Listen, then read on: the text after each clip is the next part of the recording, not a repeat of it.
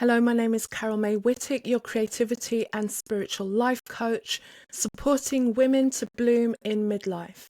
Welcome to another episode of Higher Energetic Resonance Inspirations podcast. And this week I'm talking about the new era.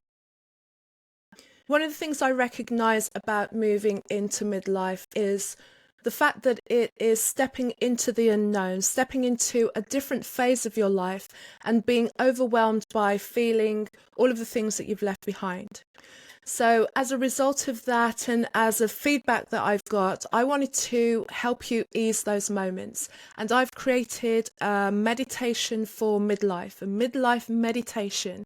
You can use this meditation anywhere you want to. There's no prescribed way to use it. You can be lying in bed, you can be going for a walk, doing the chores around the house, whatever. Just let it play and wash over you and really contemplate the words. The link to that is in the show notes. So to this week's episode, and as always, I like to start with a quote. And this week's quote I begin with is from Alan Watts. The only way to make sense out of change is to plunge into it, move with it, and join the dance. So I'm talking about moving forward into a new era, this midlife era that we're entering into, and the opportunity that presents for us. If you haven't noticed, what it is to be in your midlife looks very different from what it looked like from the generation before us. We're more in line with our health. We're more aware of the things that we need to do to keep our body and our mind and our spirits well. Doesn't really necessarily mean that we do that all the time. But also we're coming into this midlife in a completely different way. We're in a different world, a shifting world, a technological world that can assist us in being and doing way more than we could have done or could have thought of 10, 15, 20 years ago. So what does that mean for us? It means that we have to keep evolving, keep letting go of the things that are holding us back, as it were, because as we move into this new era, it's for us to allow this new era to welcome us. And you can't be walking into the future if you still have one foot in the past. So how do we confidently walk into the future? The first is to believe that the future is going to be good for us. And that comes from a decision that you make by deciding that you do want to have a good future. And then you will go about making sure that all the things that you create corroborate with that happening for you. Firstly, we've got to mourn the past. We've got to let go of the fact that we're not young anymore. We're not children. We might still be young at heart, but we're at a different stage now. We're at different wisdom.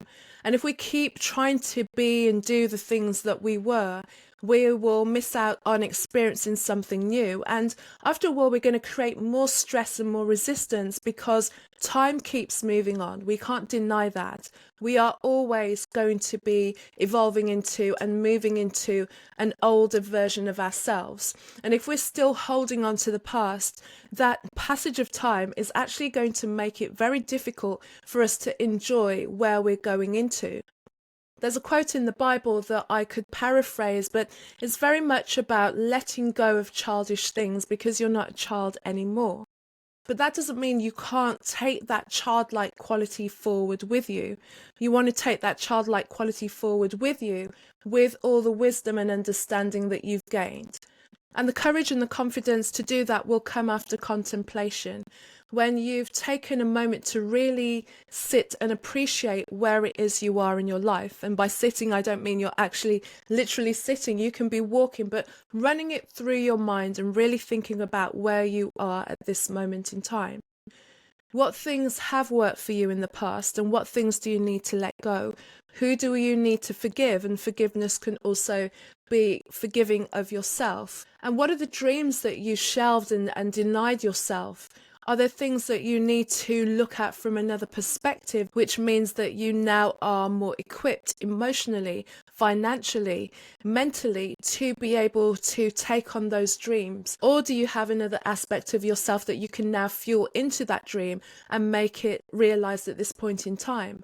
Sometimes, often, the things that we want to do are ahead of the time that is right for us to be able to do them.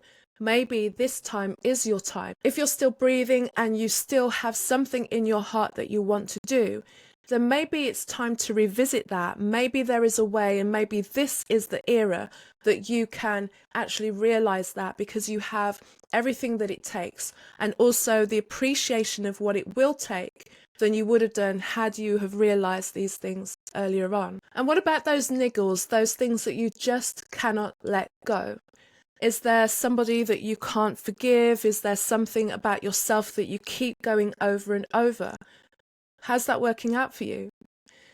When you're in this period of life, in this period of midlife, one thing that I will say, and one thing I've noticed about myself, is the stuff that I used to be able to get away with is just going to show up in the body, in the energy, in the mind, and it's going to be more detrimental than before.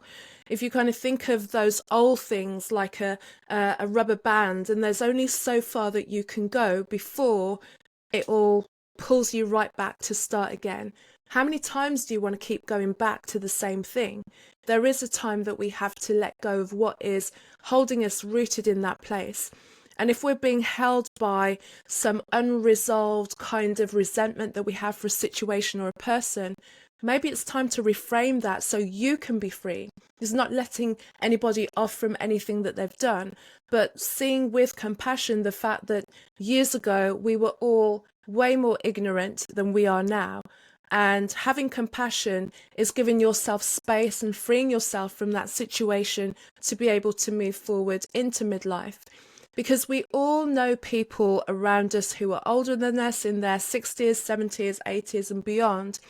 And you can tell the difference between people who have a freer heart and a childlike quality and a loving nature about them, and the ones that are still holding on to things that nothing can be done about, but yet still reliving them over and over again. And we know that it's easier to be around some people and easier to be around others. And it depends. Do you want to have people around you as you move into this wisdom era of your life, or do you want to do it alone? Neither of those are problematic. It's your choice. But choose the one that you want as opposed to default to the one that you're left with because of the choices that you're making or the forgiveness that you're not granting others and yourself. And moving into this era, can you cultivate a vision of what you would like your midlife and beyond to look like? The more that you can really create an ideal in your mind, then the more that you will prepare yourself to move forward, as opposed to just trotting on until we die at the end, which is kind of the way that things were done. It's like you got to a certain point and then it's, hang on for as long as you can and then see where you go after that. What if you decided on an age that you wanted to be? I've made the decision that at 52, I'd like to get as close to 100 years as possible. So in order to do that, I need to take some steps. I need to be radically strict about the things that I eat, the way that I move now. Gone are the days of just winging it and having everything that I wanted. That worked for a while until it really didn't anymore. And I had to take real stock and real check of what I was doing and think about, if I really want to try and make it towards anything near 100 years old, are the choices that I'm making for my health going to support me there? Because I don't want to get to 100 in decrepitude and being a burden on other people. I want to reach that age with vitality of physical health, vitality of mental health, vitality of spiritual health. So what can I do today to make sure that when I get as close as I can to 100 years old, I have all of those things intact? Over the coming weeks and coming episodes, I'll be looking deeper into the different aspects and the different things that we can do to make sure that we bloom into midlife. And one of the things that I will say has really worked well for me to stay vital, to stay positive about the era of my life I'm moving into, is to really deepen my spirituality, is to really deepen and explore who I am in this world and what I'm going to do, how I'm showing up, and what kind of impact I'm creating, and also what kind of impact I'm making on the people around me. Am I doing the things, or am I leaving them in a way that I'm proud about? And if I'm not, then I need to go back and look at those things. And I know that these are things that I have to do, and I am day by day doing them. Once again, I invite you to download the meditation, the midlife meditation. It's just me contemplating many of the things that we experience as we move into midlife, but also doing so with gratitude and amazement and wonder and curiosity, because that's what we need. And from Joseph Campbell, we must let go of the life we have planned so as to accept the one that is waiting for us. See you next time. Here I am in this new era of my life.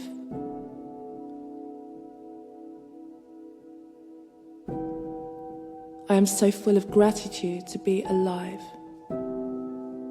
and to reflect on who I am and who I can be.